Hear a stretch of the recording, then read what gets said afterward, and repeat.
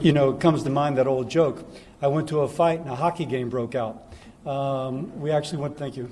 I went to Congress and actually negotiations broke out. And we actually came up with something that I think is a victory for the American people.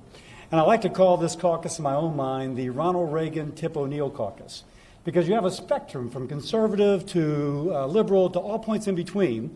And the point wasn't to borrow a phrase from Leader McConnell, to make a point. The point was to pass a law.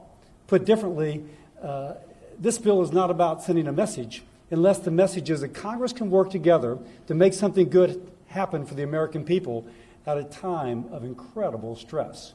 Now, my portion of the bill is in this one. This is the one in which we have state and local, which is combined with liability. And I want to credit Tom Reed and Gottheimer and Bob Menendez, because we started working on this 4 months ago, trying to find something that would recognize the difference between states, as Mitt referenced, that would be fair to all. So let me just kind of go through the state and local funding over here. There's $160 billion that will be unleashed if we can find an agreement on liability. $8 billion of that is a tribal set-aside. There is 60 so then the remainder goes to state and localities. There's a distribution formula right here.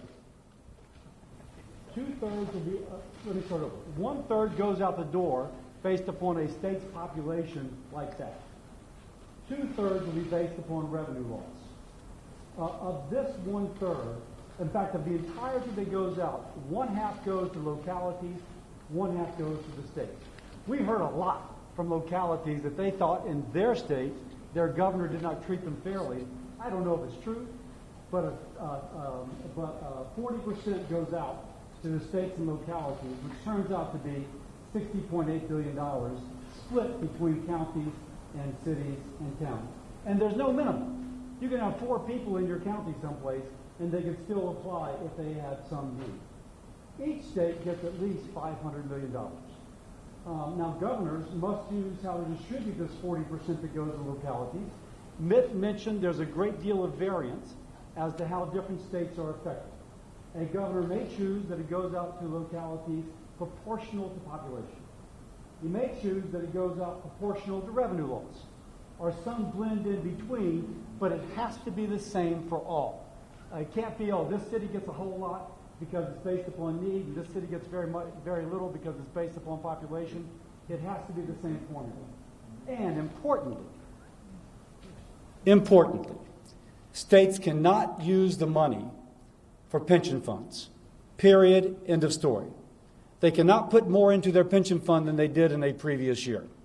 So we feel as if this addresses the needs for states that have lost a lot, but it's fair to states who perhaps haven't lost a lot, but nonetheless will need funding to enable the better distribution of vaccine or for needs that are yet unrealized because of the continued COVID crisis.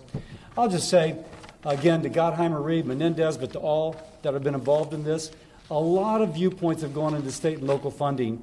I sure hope we get to pass it because that means also that we've come to an agreement on liability reform.